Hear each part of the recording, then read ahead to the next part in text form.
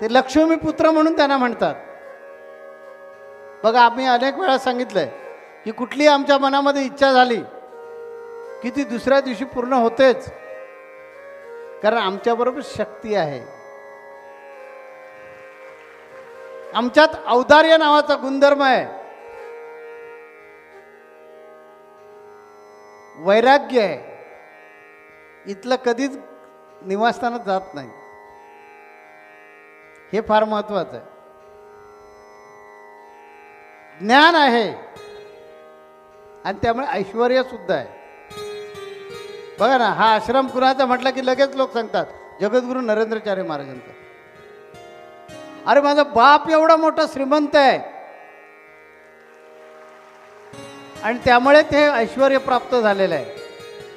पण जरी प्राप्त झालं तर वैराग्य पण महत्वाचं आहे. तरच